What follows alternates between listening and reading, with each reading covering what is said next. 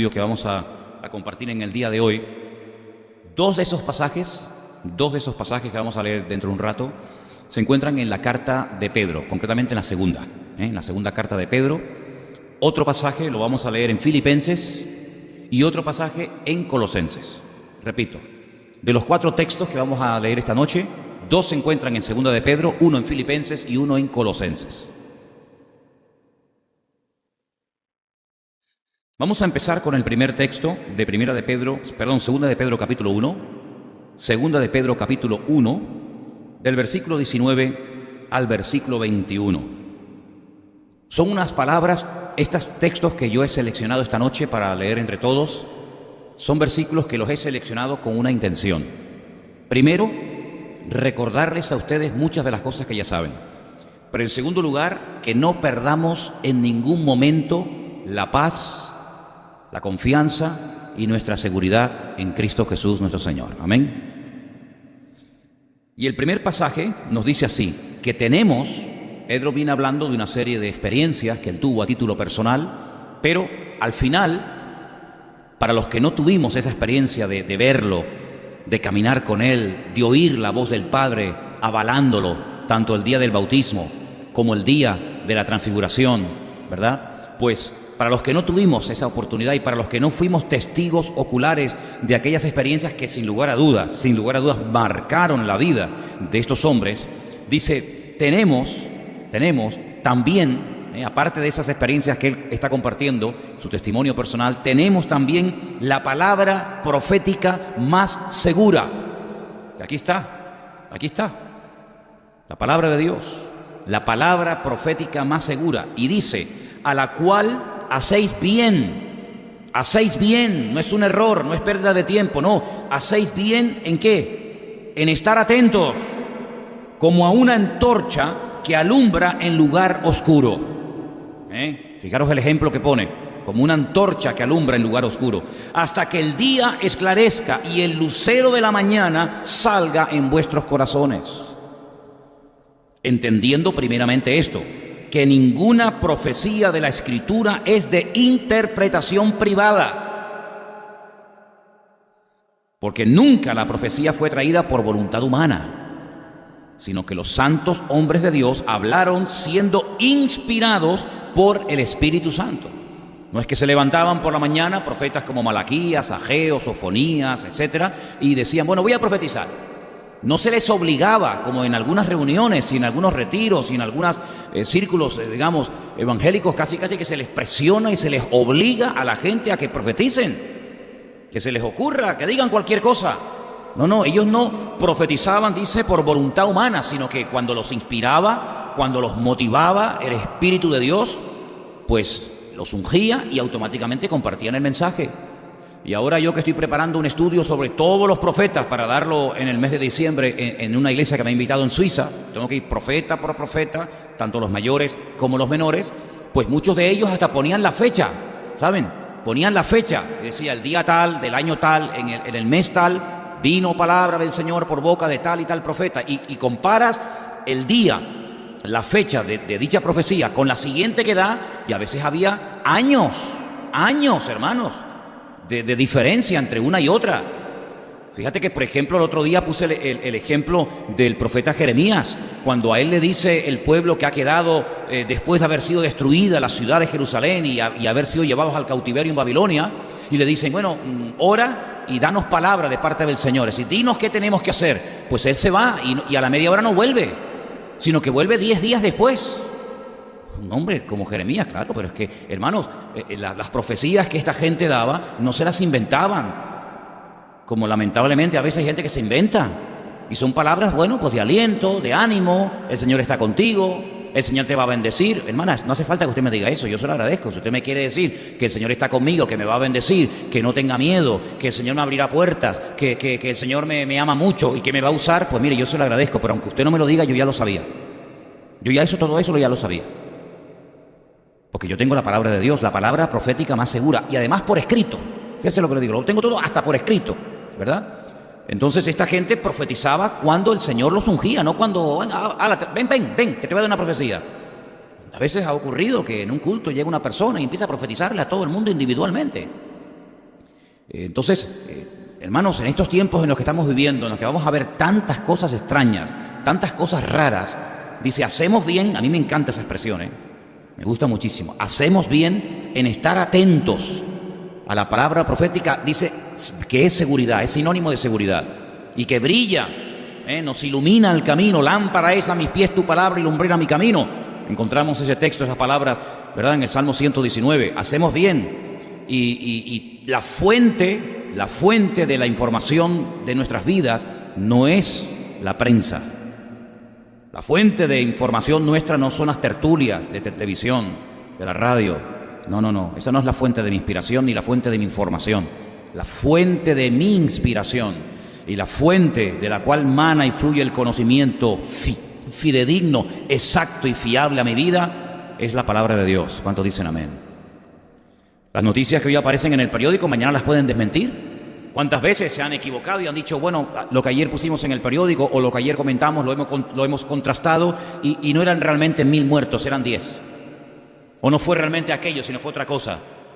Entonces, no te olvides que en estos últimos tiempos, uno de los medios que más va a utilizar Satanás para traer desánimo, para traer temor, para traer dudas y para traer un montón de cosas negativas a nuestras vidas, van a ser los medios de comunicación. ¿Tú te acuerdas cuando Trump, este presidente de Estados Unidos, ganó las elecciones? ¿Tú te acuerdas cuántos programas, cuántas tertulias y durante cuántos días, tal vez semanas, nos estuvieron bombardeando acerca del peligro que este hombre iba a ser para el mundo? Lo que iba a pasar, que este es un loco que nos va a llevar a un disparate. Usted ponga la televisión hoy en día y prácticamente ni se habla de Trump. Bueno, en alguna ocasión y tal, pero no es como aquellos días previos a la elección, que era un machaqueo continuo en la 3, en la 5, en la 6, por aquí, por allá, que este es un no sé qué, que este es un no sé cuánto, que Trump va a llevar al mundo a la ruina, que no sé qué. Pasó aquello y ya ni Trin, ni Trump, ni nada, ya nadie habla de Trump. ¿Se acuerdan cuando empezaron a bombardearnos con imágenes terribles de la guerra en Siria? Es muy difícil hoy en día encontrar un canal que se pegue tanto tiempo como en aquellos días hablando de la guerra en Siria. ¿Quiere decir que porque han dejado de hablar ya no hay guerra en Siria? Sí, esa es la tónica de los medios de comunicación. Cuando dejan de hablar de Siria, por ejemplo, es porque ya se solucionó el problema. ¿Y qué se va a decir ahora? Si ya no hay guerra, ya hay paz, ahora se han unido los que antes peleaban, ahora han entregado las armas, se quieren, se aman, Siria ha vuelto a florecer, se ha instaurado el orden. No, es que ya no interesa. Cuando nos caían todos los días con imágenes de los refugiados que venían de Siria, de Libia, era una y otra patera, y por aquí, por allá, el niño que se ahogó, la madre que no llegó, el salvavidas que no era verdad, que no... Prácticamente ya no salen esas noticias. ¿Se acuerdan ustedes cuando fue la época de hablar de Venezuela? Todos los días, y que si la policía, y que si Maduro, y que si no hay comida, y que si los supermercados, y que se la manifiesta. ¿Se arregló ya el problema, ya todo está en paz y todo está en armonía? No, sino que simplemente pasaron a otro tema. ¿Cuál es el tema ahora? Cataluña. Yo estoy hasta el gorro, hermano, permítame. De verdad, es que estoy hasta el gorro. Pero es que yo no sé cuánto tiempo exactamente, pero yo creo que ya llevamos más de un mes. Mucho más de un mes, por la mañana, por la tarde, por la noche, por la mañana, por la tarde, por la noche, por la mañana. Repiten las imágenes. Hay imágenes que ya las han repetido hasta decir basta, decir, oye, pero no tienen otra cosa. Yo a veces pongo otros informativos. Oye, son informativos variados. Que el mundo no es Cataluña, mijo. Cataluña tiene 7 millones de habitantes, el mundo tiene 6.000 millones, 7.000 millones de personas. No hay nada más en el mundo. Ya no se mueren los niños de hambre. Ya no hay problemas en África. De epidemias, de virus, de guerras. Ya no se habla de otras cosas, parece como que hay una obsesión. Hermanos, los medios de comunicación no son la fuente de nuestra información. Nosotros no podemos entrar en ese juego. La fuente de nuestra información dice aquí que es la palabra profética más segura, a la cual hacéis bien en estar atentos y en obedecerla y dejar que ella ilumine nuestra mente. Porque muchas veces las noticias que recibimos, más que informarnos, nos desinforman. Y nos predisponen en una línea o en otra. Claro, las tienen todas. No tienen problemas con horario, no tienen problemas con frecuencias. Ellos tienen la sartén por el mango. Por lo tanto, el creyente tiene que tener bien claro que si usted quiere saber lo que va a pasar, aquí lo tiene. Por escrito. Y ahí usted va a encontrar frases como, por ejemplo, tengo aquí una pequeña lista de frases que a usted le va a sonar perfectamente. Dolores de parto. ¿Le suena o no? Jesús habló de los dolores de parto que sufriría ¿quién? La humanidad, la tierra. Dolores de parto. Es que para que nazcan los niños tiene que haber dolores. Si no hay dolor, el niño no nace. Esa es la señal de que el niño viene. Entonces los dolores no son para ponernos nerviosos, ni preocupados, ni para perder la paz, ni para dejar de dormir, ni para tener que tomar, en vez de una pastilla Tranquimacin, tomar 4. No, no. Los dolores de parto son las señales de que nuestro Dios viene pronto. Así que gloria a Dios por los dolores de parto, porque si no hay dolores de parto, Él no viene. Entonces, mira, cuanto más dolores de parto y cuanto antes termine esto, mejor que mejor. ¿No le suena la frase principio de dolores? ¿Le suena? Está en Mateo 24. Y esto es principio de dolores. Y uno dice, ¿qué es para el Señor principio de dolores? Terremotos, guerras, rumores de guerras, falsos cristos, falsos profetas. Eso es el principio. Entonces, ¿cómo será el final? Bueno, si ese es el principio y te asustas, imagínate si te cuenta el final, ¿verdad? Por lo tanto, nuestra fuente de información, nuestra luz, nuestra antorcha que alumbra en medio de la oscuridad es la palabra de nuestro Dios. ¿Cuántos dicen amén? De ella sale toda la información que mi espíritu, que mi vida necesita para no perder la paz. ¿Cómo me va a robar a mí la paz una televisión, hombre? ¿Cómo me va a robar a mí la confianza y el sueño 4 o 5 periodistas que van en una línea o van en otra? No, en absoluto, para nada. El otro texto que quería leer se encuentra también en 2 de Pedro, pero en el capítulo 3, del versículo 9 en adelante. Presta atención, hermanos, son versículos muy interesantes y que creo que vienen muy bien para este tiempo en el cual estamos viviendo. 2 de Pedro, capítulo 3, versículo del 9 en adelante. El Señor no retarda su promesa, según algunos la tienen por tardanza. ¿Le gusta ese versículo? Es buenísimo, ¿eh? Señor no, dice, Señor, estás tardando mucho. No. Señor no tarda nunca. Señor no retarda su promesa. Dice, según algunos la tienen por tardanza, sino que es paciente para con nosotros, no queriendo que ninguno perezca, sino que todos procedan al arrepentimiento. Ahora, me llama la atención porque el versículo podía haber dicho, lo voy a leer mal, presta atención, o mírelo ahí en la pantalla. El Señor no retarda su promesa, según algunos la tienen por tardanza, sino que es paciente para con todos. Eso no dice. ¿Con quién es paciente? Contigo y conmigo. Es paciente con nosotros. Así que si Él no ha venido, es porque todavía ve en nuestra vida áreas y aspectos en los que tenemos que cambiar. Entonces Él es paciente con nosotros. Así que la razón por la que todavía no ha venido es porque todavía en nosotros tiene muchas cosas que cambiar y hacer. Así que en cierto sentido podemos decir que nosotros estamos como, entre comillas, frenando, por decirlo de alguna manera, la venida del Señor. En cierto sentido sí. Porque dice la Biblia que cuando Él venga, Él no viene a buscar una iglesia desmantelada, arruinada, dividida, peleada la una contra la otra, sino que Él viene a buscar una iglesia sin mancha y sin arruga. Y para eso hace falta entrar en el horno de Dios. Para eso hace falta entrar en el taller del Creador, para que Él pueda planchar las arrugas que tenemos y para que Él pueda limpiar las manchas que tenemos. Y entonces en ese proceso que empezó desde el mismísimo día de nuestra conversión hasta que Él venga, todos estamos en este momento. Y por eso dice que Él es paciente para con todos. Él tiene paciencia contigo y conmigo y con todos y cada uno de nosotros. No es que se ha olvidado, no es que se está retrasando, no, sino que todo lo hace con un propósito. Dios tiene todo bajo control. Todo, absolutamente todo, repito, está saliendo según lo que Dios quiere que salga. En Él no hay sombra de variación, en Él no hay injusticia, en Él no hay equivocaciones. Él jamás tendrá que pedirle perdón a ninguna iglesia, a ningún ministerio, a ningún hijo suyo, jamás. Él sabe lo que hace. Y Él está teniendo todo bajo su control y Él es paciente con nosotros porque Él está obrando, perfeccionándonos, cambiándonos, moldeándonos, como habíamos hablado el domingo. Y dice en el versículo 10, perdón, el 9, la última parte, no queriendo que ninguno perezca, sino que todos procedan al arrepentimiento. Todos tenemos que arrepentirnos de algo, o usted no. Porque si dice la palabra que Él está esperando que todos procedan al arrepentimiento, pues comencemos a arrepentirnos desde ahora mismo. Comencemos a arrepentirnos, seguramente de muchas cosas. Porque el día del Señor vendrá como ladrón en la noche. No es que Él sea un ladrón, sino que es un símil, es un ejemplo, ¿no? Será como ladrón en la noche. Es como cuando dicen, es que Satanás es un león. No, eso no dice la Biblia. No, pero es que dice, hay un versículo que lo dice. ¿Dónde lo dice, hermana? Hay un versículo que dice que Satanás está como león rugiente. Como león rugiente. Como león rugiente, no como león. El único león que yo conozco es el león de la tribu de Judá, que es el Señor. Él es como león.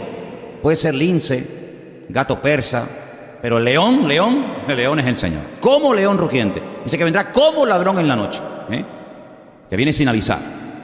Para el mundo, para nosotros ya nos está avisando hace mucho tiempo. Dice, en el cual los cielos pasarán con grande estruendo. Upa. Y los elementos ardiendo serán deshechos. ¿Sabe la temperatura que tiene que haber para deshacer una piedra? Para derretir una piedra, ¿sabe la temperatura que tiene que haber? Pues aquí está profetizando eso. Aquí está profetizando que los elementos van a ser derretidos, arderán, y la tierra y las obras que en ella hay serán quemadas. Uy, ¿cuántos edificios, cuántos monumentos, cuántas cosas de las cuales presume el hombre hoy en día van a ser destruidas? Me imagino la Estatua de la Libertad derretida, la Torre Eiffel, las murallas chinas, el Taj Mahal y tantas maravillas de las cuales presume el hombre. Dice que todo eso va a ser destruido, las obras de los hombres van a ser destruidas. Qué tremendo, ¿no? Los millones que se gastan a veces en edificios, en monumentos, en ciudades enteras, y todo eso lo va a arrasar el Señor, porque cuando Él venga, la gloria y la honra no se la va a llevar el hombre, solamente se la va a llevar Él, la obra genuina y tremenda que Él va a hacer. ¿Cuántos dicen amén? Dice el versículo 11, puesto que todas estas cosas han de ser deshechas, lo da por cierto, ¿cómo no debéis vosotros andar en santa y piadosa manera de vivir? ¿Se da cuenta cómo nosotros sabemos lo que va a pasar? ¿Esto ya ha pasado? ¿Esto ya ha ocurrido? No. Esto es lo que va a ocurrir. Entonces, como sabemos lo que va a ocurrir y sabemos cómo, y casi diríamos que hasta dónde, pues dice la Biblia que lo que tenemos que optar es por llevar un modelo de vida, no como la que hablé el domingo del posmodernismo, ¿verdad? Donde todo vale, donde se mezcla todo. No, sino llevar una vida, como dice aquí, santa, diferente, distinta, piadosa, una manera piadosa de vivir, esperando y apresurando para la venida del día del Señor, en el cual los cielos encendiéndose, impresionante esto, serán deshechos y los elementos, los vuelvo a mencionar, siendo quemados, se fundirán. Pero nosotros, ahí está la diferencia, ¿se da cuenta? Pero nosotros esperamos según sus promesas que cielos nuevos y tierra nueva en los cuales mora la justicia. ¿Cuántos dicen amén? Entonces de este mundo no esperamos nada. Al contrario, lo bueno de todo esto es lo malo que se va a poner todo. Aunque parezca una contradicción, ¿se da cuenta? Por lo tanto, nosotros esperamos cielos nuevos y tierra nueva. Nosotros no tenemos ese fanatismo, ¿verdad? Ese nacionalismo que nos lleva a odiar, a rechazar, a sentirnos superiores. No, porque nosotros tenemos otra expectativa de la vida. Nosotros vivimos en otra dimensión.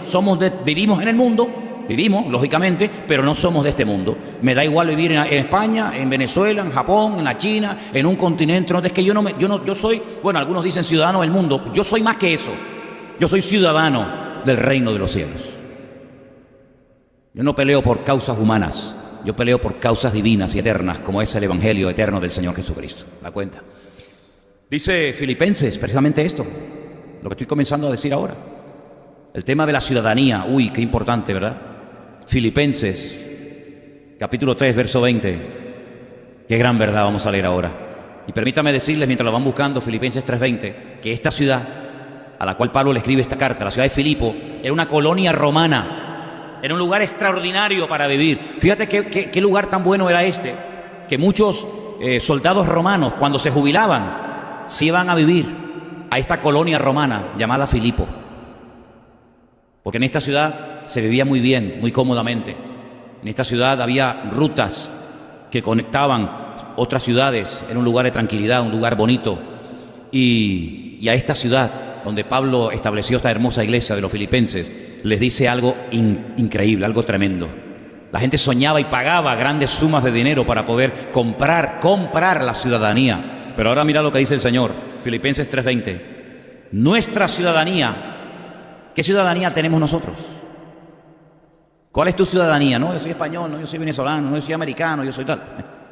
Nuestra ciudadanía está en los cielos, de donde también esperamos al Salvador, al Señor Jesucristo, el cual transformará el cuerpo de la humillación nuestra para que sea semejante al cuerpo de la gloria suya, por el poder con el cual puede también sujetar a sí mismo todas las cosas. Este versículo 20 tenemos que interiorizarlo y tenemos que hacerlo nuestro.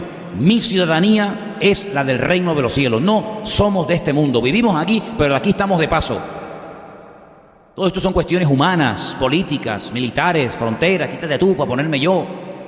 Estas cosas a nosotros no nos tienen que afectar ni poner nerviosos. Estamos aquí, tenemos que vivir en un sitio, evidentemente. Y tenemos que tener un DNI, tenemos que tener un NIF, y tenemos que tener un pasaporte, tenemos que tener, sí, de acuerdo, son las leyes humanas. Las respetamos siempre y cuando no vayan en contra de la Escritura. Pero no nos olvidemos de que usted no puede dar la vida por una causa humana. sea, ese patriotismo, ese nacionalismo ridículo que lleva a los pueblos a enfrentarse, a pelearse, a matarse, a odiarse, familias a enfrentarse y a pelearse y a guerrear, hermanos contra hermanos y primos contra primos. Eso es una locura, es un disparate.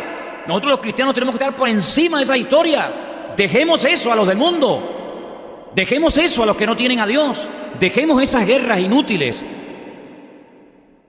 a personas que no tienen las ideas claras. Nosotros no entramos en ese juego. Que se maten como perros si quieren ellos, conmigo no cuenten.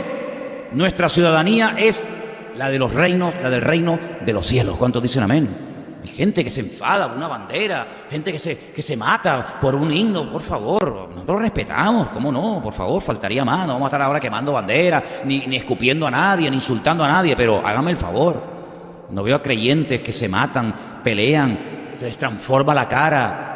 Se le llenan de sangre los ojos y las venas se le hinchan, discutiendo que si la patria, que si esto. Yo digo, pero no ha entendido nada, amigo. No ha entendido nada. ¿Usted de dónde es? Yo soy cristiano, yo soy hijo de Dios.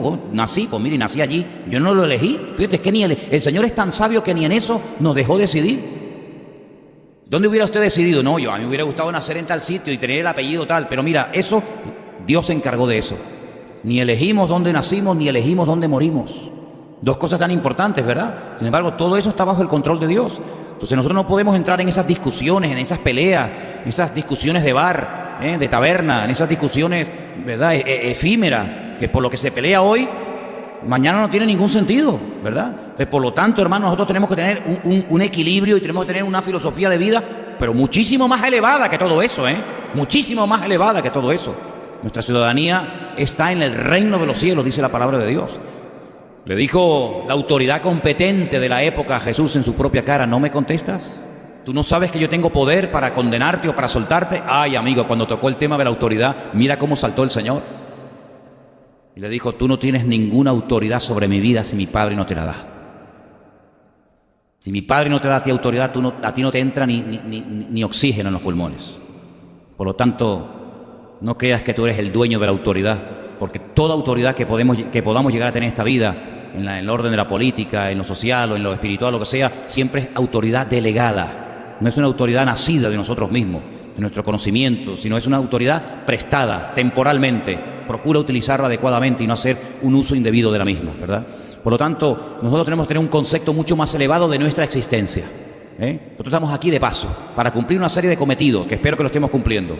Una vez que hayamos cumplido con nuestro cometido, una vez que hayamos cumplido con nuestro propósito por el cual nacimos, se acabó, ya está, punto, se acabó. Mi objetivo no es ser ciudadano norteamericano. A mí me da igual ser ciudadano norteamericano, tener pasaporte español, tener pasaporte egipcio o no tener, me da exactamente igual. Nosotros en cierto sentido somos apátridas. En cierto sentido somos apátridas, en el sentido de que nuestra patria no es de este mundo, nuestra patria está, repito, en el reino de los cielos. ¿Cuántos dicen amén? Yo por lo menos lo veo así y creo que la palabra nos avala para comportarnos de esa manera. Y hay un texto más que quiero leer en esta noche. Está en Colosenses, capítulo 3. Sé que se ha leído muchas veces, pero sería bueno que lo volviéramos a recalcar en el día de hoy. Filipenses, por favor, capítulo 3. Colosenses, sí, capítulo 3, del 1 en adelante. Si pues habéis resucitado con Cristo, me paro aquí y pregunto, ¿usted ha resucitado con Cristo? ¿Esto qué significa? Si usted ha nacido de nuevo, si usted ha entendido el Evangelio, si usted ha aceptado al Señor, se puede explicar de muchas maneras, ¿verdad? Si usted ha resucitado con Cristo, ¿qué tengo que hacer? ¿Cuál es mi deber? ¿Cuál es mi obligación y mi prioridad en la vida? ¿Cuál? Buscad. Esto es un imperativo, esto no es una propuesta. Bueno, les propongo, muchachos, que ustedes tengan un tiempito a ver qué van. No. Esto es un imperativo, es una orden. Buscad. Como yo digo, párese, cállese, hable, coma. Son órdenes. Buscad. ¿Buscar qué? Las cosas de arriba. Eso no significa de que usted va a ir a la casa ahora, coge una escalera y se pone a mirar las cosas que tiene arriba del armario. Por favor, seamos ya maduros, No como maduros, sino que seamos maduros. Buscar las cosas de arriba, donde está Cristo, sentado a la diestra de Dios. Amigo, es una meta completamente diferente. Poner la mira, ¿dónde? En las cosas de arriba, no en las de la tierra. ¿Y qué pasa si no hago caso a esto? ¿Qué pasa si busco las cosas de la tierra? ¿Qué pasa si pongo la mira en las cosas de la tierra? Que vas a terminar pensando, hablando y comportándote como los de la tierra. hablando como ellos, quejándote como ellos, lamentándote como ellos, maldiciendo como ellos, desanimándote como ellos, peleando como ellos, etcétera, etcétera. Entonces eso no puede ser así, eso no puede ser. Es una decisión que uno tiene que tomarla lo antes posible. Así como Daniel, ¿se acuerdan el domingo cuando yo dije que él propuso en su corazón que no contaminarse? El título del mensaje de hoy es no te dejes contaminar. ¿Cuántos dicen amén? ¿Lo puedes decir conmigo? No te dejes contaminar. Usted no ha visto, sobre todo lo he visto mucho en gente oriental. Aquí en Canarias alguna vez la habrá visto, pero poca. Pero cuando usted viaja por ahí, usted encuentra a muchos chinos y a muchos japoneses con mascarilla. No sé, yo pensaba al principio que era gente que tenía una enfermedad contagiosa y a lo mejor se ponían eso para no contagiar, pero es que lo veo muchísimo. Cuando usted va a un museo, cuando usted va a un aeropuerto o cuando va a sitios donde hay mucha gente, usted se encuentra sobre todo muchos chinos. No sé si es que piensan que nosotros le podemos contaminar alguna bacteria, alguna vaina rara. Muchos chinos, muchos japoneses que llevan como una mascarilla para protegerse, ¿no?, de la contaminación o de sabe Dios qué. Bueno, póngase la mascarilla en su espíritu. Póngase mascarilla en su alma. Porque el mundo está empeñado en contaminar nuestra forma de hablar, pero empeñado, ¿eh? Y además le voy a decir una cosa, el inconverso tiene algo que a veces a nosotros los creyentes nos falta. ¿Y saben lo que es? La perseverancia. Son constantes y machacones y un día y otro día, y si no quieres taza, ahora tazón, y si no quieres por la mañana, ahora por la tarde, y si no quieres por la tarde, también por la noche, y un día y otro y otro y otro y otro, y llega un momento en que hay un bombardeo tan grande que empiezan a manipular y empiezan a cambiar la opinión pública. Porque claro, si tú estás todo el santo día, mijo, desde que te levantas hasta que te acuestas, desde que te levantas hasta que te acuestas, por la mañana, por la tarde, por la noche, ponen la radio lo mismo, ponen la televisión lo mismo, ponen la lectura, un periódico y lo mismo, llega un momento en el que eso te va entrando dentro de tu forma de ser y te va condicionando en una línea o en otra. Cuidado, que aquí hay para todos los colores y para todos los gustos. Depende de la radio, depende del periódico, depende de la tertulia que usted escucha, puede terminar odiando a unos o amando a otros, o viceversa. Cuidado. Pero entonces quiere decir de que yo soy como una especie de veleta, ¿sabes? ¿No? Esas que se ponen en lo alto de la casa y el viento sopla de un lado y la veleta pum, se mueve y ahora cambia la dirección y sopla. Mira qué curioso que Pablo le dice a otros hermanos, concretamente a los hermanos de la ciudad de Éfeso, dice: no seáis niños fluctuantes, llevados por todo viento de doctrina, por estratagema de hombres que para engañar emplean con astucia las artimañas del error. Es decir, no te dejes contaminar, no te dejes manipular por los que se dedican profesionalmente a manipular a las masas. Y es que hay expertos, es que hay una parte de la psicología y hay una parte del periodismo que consiste en manipular a las masas. Y hay gente que tiene un carisma a base de repetir y conceptos y palabras, y hay conceptos y palabras que se inventan y a base de repetirlos la sociedad como que los interioriza. ¿Pero cómo puede ser eso? ¿Cómo puede ser eso? Cuando aquí estamos leyendo la palabra que yo tengo que poner la mira. Tengo que poner la mira en las cosas de arriba, no en las de la tierra. Es una orden, hermanos. Y las consecuencias cuando no lo hago son terribles a corto y a largo plazo. Y añade, porque habéis muerto y vuestra vida está escondida. ¿Dónde estamos escondidos? Con Cristo, y Cristo en Dios. Cuando Cristo, vuestra vida se manifieste, entonces vosotros también seréis manifestados con Él en gloria. Y a continuación, no lo vamos a leer, pero a continuación usted puede leerlo esta noche antes de irse a la cama a dormir. Todas las cosas que tengo que hacer para ir dejando lo carnal, menciono algunas: impurezas, malos deseos, avaricia, blasfemias, palabras deshonestas, mentiras, etcétera. Que es lo normal, es la filosofía de vida del mundo hoy en día: odiar, matar. Y detrás de todo esto, ¿quién está? El presidente de Antena 3, el presidente de la Sexta, el presidente. Detrás de todo esto, ¿quién está? El príncipe de la potestad del aire. El príncipe de la potestad del aire, donde se mueven todas las ondas, donde están ahí todos los satélites, ¿verdad? Donde están ahí todas las frecuencias. Ahí ese es el terreno de él. Es el príncipe de la potestad de la atmósfera, de los aires. Satanás, que Cristo, en esa capacidad tremenda que él tenía de, con pocas palabras, decir muchas cosas profundas, lo definió como un ladrón. Es un ladrón. Y un ladrón no viene nunca para bendecirte, para traer estabilidad emocional a tu casa. Un ladrón nunca viene para traer una alegría a tu hogar, viene para hacerte daño. Pero aparte de robar, el Señor añade dos adjetivos más todavía peores. Viene para robarte, para matarte y para destruirte. Oye, pero más claro agua, pero Él también dice: pero yo he venido para todo lo contrario, para darte vida y vida en abundancia. Entonces hay decisiones que cada día tenemos que tomar. Hay cosas que tenemos que seleccionar. Mira, ahora que hemos estado en la península, aquí gracias a Dios no se ve, y espero que nunca, pero en la península en algunas partes hay autopistas de peaje. Es decir, que si no pagas no pasas. Si quieres ir por esa autopista tienes que pagar. Y entonces hay como unas cabinas y hay momentos en los que la autopista pasa de 120 a 100 y de 100 a 80 y de 80 a 60 hasta que llega un momento en el que es como un embudo y tienes que pasar obligatoriamente por la ventanilla donde tienes que pagar. Puedes pagar con tarjeta, puedes pagar con moneda, puedes pagar con una tarjetita que se pega en el parabrisas del coche y ese telepase y automáticamente él lo lee y se levanta la valla y pasa. Pero sea como sea, tienes que pagar. Si no pagas, no pasas. No pasas directamente. Oye, a mí eso me sirve para decirles que en la vida nos vamos a encontrar en muchos momentos en los que yo tendré la responsabilidad personal delante del Señor y delante de mí mismo de decir, tú no pasas, tú por aquí no pasas. Malos pensamientos, dice incluso Pablo a los filipenses, dice, ustedes tienen que pensar en lo justo, en lo honesto, en lo verdadero, en lo que se puede en un momento determinado hablar en público, pero todo lo que no es honesto, todo lo que no es verdad, todo lo que son chanchullos, todo lo que son medias verdades, todo lo que son medias... Él dice, en esto no pensad. En otras palabras, tenemos la capacidad y la obligación de decir, esto a mí no me conviene. El Señor no viene para decir, este sí y este no, sino que Él vino y murió ¿por quién? Por todos. Vino a dar su vida absolutamente por todos. Y estamos viviendo unos tiempos en los que el mundo está tratando de crear parcelas y defender esas parcelas o esos terrenos a muerte. Y eso es muy peligroso. Eso es muy peligroso. Porque el cristianismo, fijaros, si ustedes estudian la historia de la iglesia, que ya tiene 2000 años, ya está bien, ya está bien. Los cristianos han vivido en regímenes comunistas como ustedes no se pueden imaginar, pero no cuando ya dejaron de ser comunistas, sino cuando empezaron, que es muy diferente el comunismo de hoy en día al comunismo hace 100 años atrás, 80 o 90, cuidado. Ya muchos están quemados de esa filosofía de vida, pero cuando arrancó, muchísimos cristianos estaban ahí. Y la iglesia ha sobrevivido hasta el día de hoy en regímenes comunistas, pero con una presión y una persecución terrible. Y no pudieron con ella.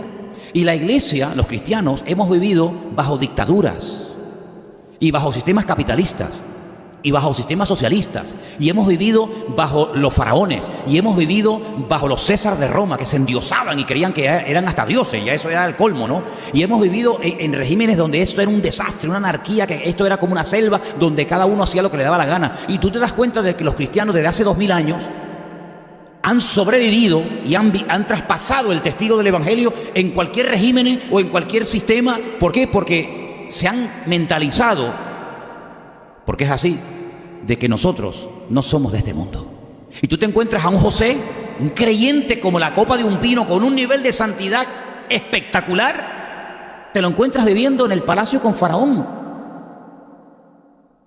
Y te encuentras a Daniel en un reino de idolatría, de paganismo, de promiscuidad sexual y de libertinaje sin precedentes, como fue por ejemplo Babilonia. Y ahí estaba Daniel, marcando una diferencia, eso sí, cuidado, marcando una diferencia, dejándose respetar, aprovechando las oportunidades, pero él no salió a las calles a hacer manifestaciones, protestas, tirando piedras, quemando lo que hubiera que quemar de la época contra Nabucodonosor, sino al contrario, le daba testimonio a él y a Belsasar.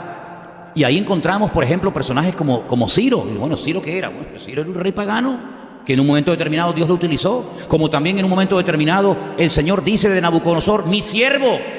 ¿Mi siervo? Sí, tú no te preocupes, ahora es mi siervo. Ahora es el látigo que yo voy a utilizar, el instrumento que yo voy a utilizar para corregirles a ustedes, pero no se preocupen, Él también pasará por la ira y por mi trato, ¿verdad? Y ahí encontramos, por ejemplo, a los cristianos de los primeros siglos bajo Vespasiano, ¿verdad? Bajo Augusto César, incluso bajo Herodes, que era terrible, toda la dinastía de los Herodes, desde el abuelo, desde el bisabuelo, todos eran tremendos, bajo Calígula, bajo Nerón, bajo Tito. Y tú te encuentras a los cristianos que ellos se mentalizaron de que en esta vida, donde Dios nos haya puesto, allí donde tenemos que brillar y marcar una diferencia. Y por eso me parece una pérdida de tiempo y una falta de madurez tremenda cuando hay creyentes que pelean por causas humanas, que para eso tienen a los hijos del diablo, pero que nosotros no somos ni de este mundo, ni queremos vivir según las reglas de este mundo, sino que nuestro estándar, nuestro modelo de vida está por encima Y ese modelo de vida lo tenemos claramente establecido en los patrones de conducta que tenemos en la palabra de Dios por escrito. ¿Cuántos dicen amén? Entonces, hermanos, que nada nos haga perder la paz. El salmista decía, antes de Cristo, imagínate ahora, en paz me acostaré. Claro, para dormir en paz hay que acostarse en paz. Tú no te puedes acostar en guerra y pretender dormir soñando con los pajaritos. Vas a soñar con los buitres, no es que con los pajaritos. Pero dice el salmista, yo en paz me acostaré y asimismo dormiré. Porque mi mente, mi cerebro, mis pensamientos no han estado contaminados, dejándose envenenar durante el día con lo que los hombres del mundo dicen, sino que yo me he llenado de los principios y de las promesas de mi Dios, sabiendo que aunque caigan por un lado y caigan por otro lado, yo estaré con ustedes todos los días hasta el fin del mundo. Entonces son cosas que sabemos, ¿verdad? Yo no estoy enseñando nada nuevo. Son cosas que sabemos, pero que a veces es bueno recordarlas. A veces es bueno recordarlas. Que caerán a tu lado 1000. Ah, caerán, sí, claro, te lo está diciendo. Caerán a tu lado 1000. No es un montón, ¿eh? Y a tu lado 10.000. Muchacho, pero a ti no llegará. ¿Y de dónde vendrá mi socorro? Mi madre, ¿de dónde viene? Si es que esto es un desastre, la banca se va al garete, los gobiernos se van al garete, este no tiene autoridad, el otro es un mequetrefe, el otro es un dictador. Bueno, tú tranquilo, poner la mira en las cosas de arriba, buscar las cosas de arriba, no las de la tierra, y yo no te dejaré ni te desampararé. Aunque la familia te falle, el pastor te falle, los amigos te fallen, el político te falle, el otro te falle, yo voy a estar contigo siempre, todos los días hasta el fin del mundo, hermano. Son cosas que sabemos, pero oye, que viene bien a veces recordárnoslas y decir, oye, ¿de dónde vendrá mi socorro, muchachos? Irte desde allá arriba con los diezmos, las ofrendas, atravesar aquellas montañas, aquellos ricos donde se metían los ladrones, que sabían que iban los peregrinos a Jerusalén cargados con sus ofrendas y con sus donativos para la casa de Dios. Y ahora yo emprender un viaje con cuatro niños, la mujer, los animales. Dios mío, me coge la noche, no hay hoteles, no tengo GPS, no tengo móvil, no puedo llamar al 112, estoy perdido aquí. ¿De dónde vendrá mi socorro? Mi socorro viene del Señor, el que hizo los cielos y la tierra. ¿Te das cuenta? Y no dará tu pie al resbaladero, ni se dormirá el que te guarda. Y aunque acampen ejército alrededor de ti, tú no tienes que tener mal alguno. Yo soy tu luz, tu salvación, tu escudo, tu estandarte. Bueno, y me puedo pegar toda la noche. Entonces, todas esas cosas que ya sabemos, oye, hay que decirlas a veces en alta voz, ¿sabes? Yo creo que hay un poder cuando decimos las cosas en alta voz. Porque a veces están ahí, dice que con el corazón creemos, sí, creemos, pero con la boca confesamos. Y se confiesa para salvación. ¿Y salvación qué es? Es liberación, es vida, es abundancia, es decir, yo proclamo en alta voz lo que mi Dios me ha dejado por escrito. ¿Cuántos dicen amén? Eso es importantísimo, ¿saben, hermano? Eso es importantísimo. Y tenía algo más por aquí y lo quiero terminar diciendo dos cosas más. Mire, ¿se acuerdan cuando tuvimos aquí a este hermano? No sé si él es de Costa Rica o de Honduras, de un país de esos es. ¿Se acuerdan cuando tuvimos al hermano Renan Carías? O Renan Carías, ¿no? Carías o Carías, o Carías, ¿no? Carías no. Carías, ¿no? ¿Se acuerdan cuando tuvimos? ¿Se acuerdan que él cantaba una canción que tiene una historia? Paz en la tormenta. ¿Se acuerdan ustedes aquella? Hoy yo he tenido todo el día en la cabeza, o momentos del día, esa canción en la cabeza. Paz en la tormenta, paz en la tormenta. Y veía en mi mente, imaginándome al Señor Jesucristo atravesando la tormenta. No en el Queen Elizabeth. No. No en un crucero de estos que llegan aquí al muelle y te quedas así. Dices, madre mía, pues se vive ahí adentro mejor que en cualquier casa. Eso es una pasada cómo se vive allá adentro.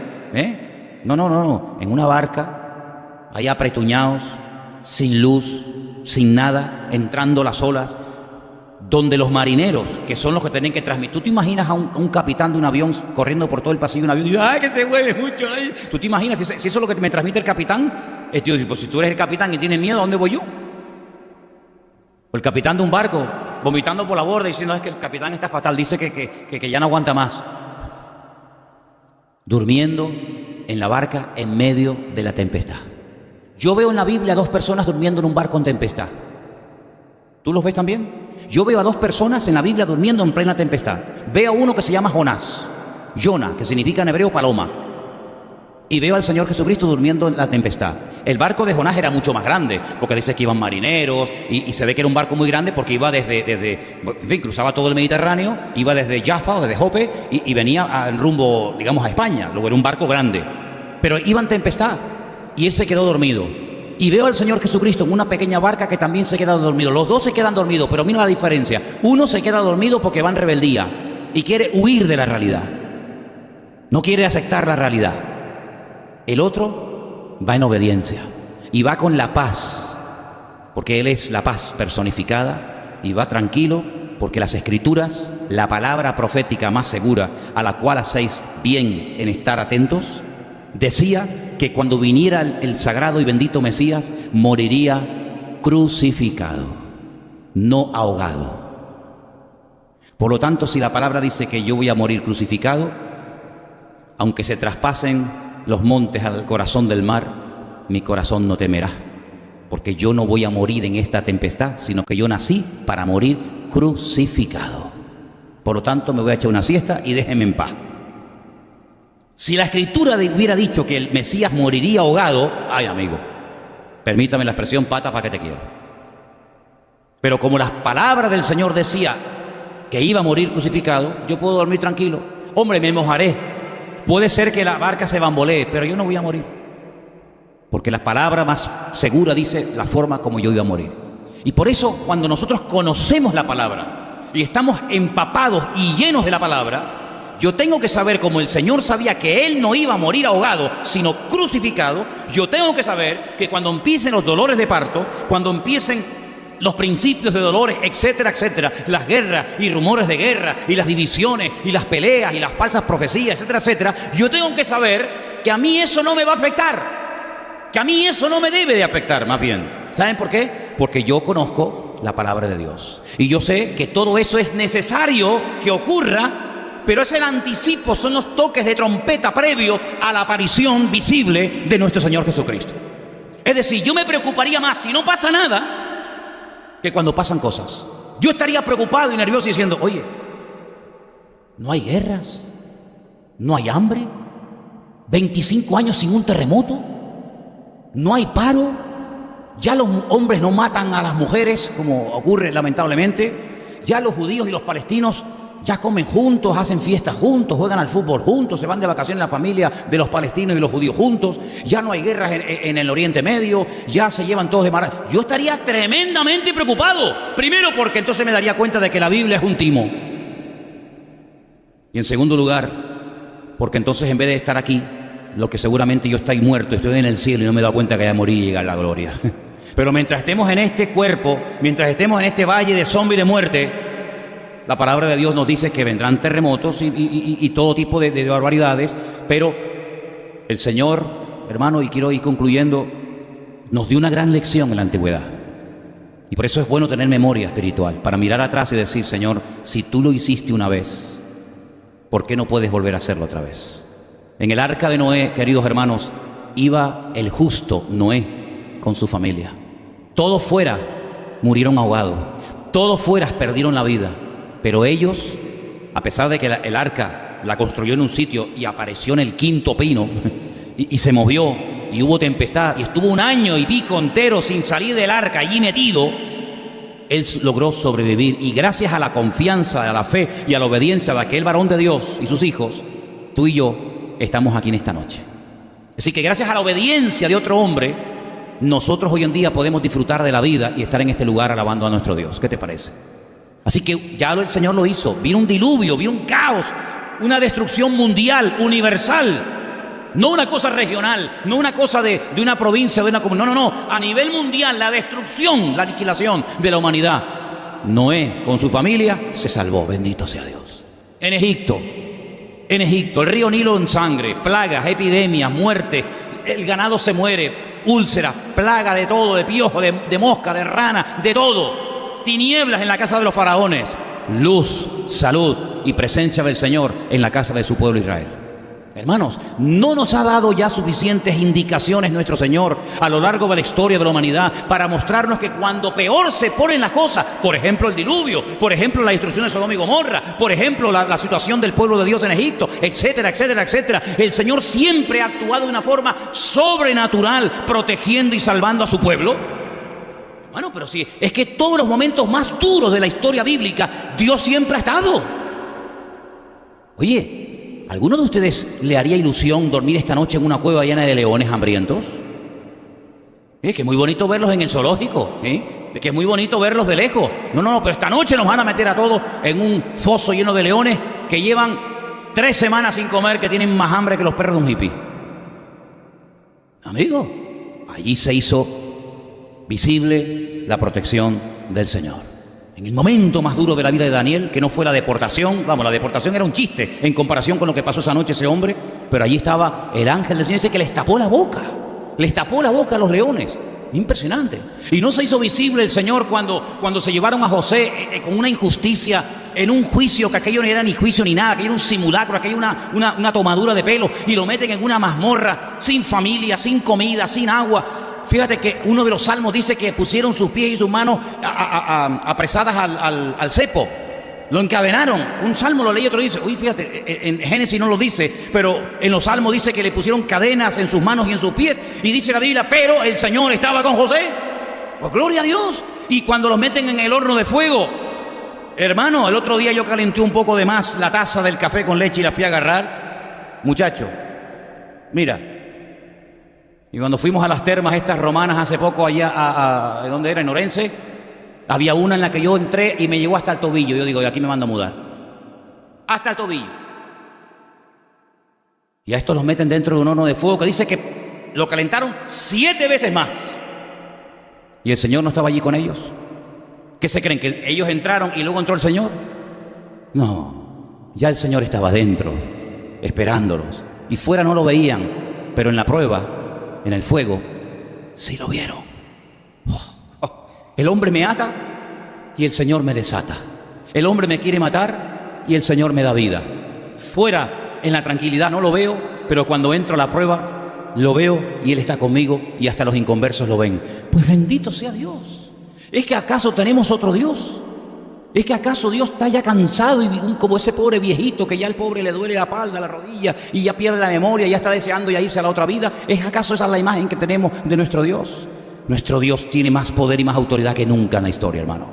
Y las cosas más grandes que vamos a ver, tanto en una línea como en otra, Dios nos ha seleccionado a ti y a mí para que las podamos ver. Es verdad que no vimos personalmente a Juan, ni a Pedro, ni a David, ni a Santiago, ni a Moisés, ni a Abraham, ni a Elías, ni a tantos personajes de Dios. Ni siquiera a Él lo vimos personalmente, ni lo escuchamos, ni lo tocamos, ni estuvimos en el monte de la calavera, ni el día de la resurrección, ni en el aposento alto el día de Pentecostés. Es verdad que no vimos nada de eso. Pero lo que vamos a ver nosotros,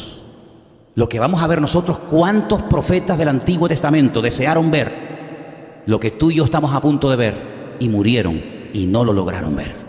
Vamos a ver el libro del Apocalipsis cumplirse. ¿Te parece poco? Ni Juan, que lo escribió, lo vio en profecía, lo vio en visión, en sueño. Y nosotros vamos a vivir unos tiempos de historia bíblica sin precedente. Pero guarda tu mente, guarda tu corazón, guarda tus ojos, guarda tus oídos. No te dejes contaminar. ¿Cuál es el título del mensaje esta noche? No te dejes contaminar. Contaminar sobre todo por esos medios tan poderosos que llegan a millones de personas al mismo tiempo y se meten en las casas sin pedir permiso y se meten en todas partes sin pedir permiso. ¿Por qué? Porque tienen poder para hacerlo. Las mejores cámaras, los mejores satélites, los mejores repetidores, los mejores estudios de grabación, los medios más sofisticados los tienen ellos.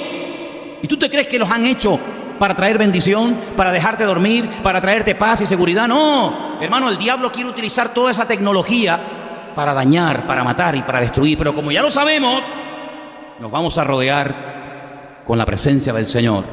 Y como dice la Escritura, yo y mi casa serviremos al Señor. Amén, hermanos. Cierra tus ojos ahí donde estás. Nuestra causa no está perdida. Al contrario, es la causa de las causas. Es lo único digno por lo cual vivir y morir. El Evangelio eterno de Jesucristo. Todos los sistemas, imperios y regímenes a lo largo de la historia han tenido su tiempo de esplendor y de gloria y su tiempo de la más absoluta decadencia. Incluso algunos han desaparecido y no hay más que piedras viejas y templos y castillos viejos que ya no sirven para nada más que para sacarse fotografías, nada más que para eso. Pero el reino del Señor es sempiterno, nunca perecerá. Dice la Biblia que cuando Él vio caer aquella imagen de oro, de plata, de bronce, de hierro, representando, simbolizando a los reinos de la tierra, dice que después con aquella piedra que fue golpeada, aquella piedra hizo un gran monte, aleluya, y el ángel Gabriel le dijo a aquella santa mujer llamada María, el reino de Israel, el reino de Jacob para siempre reinará y su reino no tendrá fin, aleluya. Estamos viendo cómo las naciones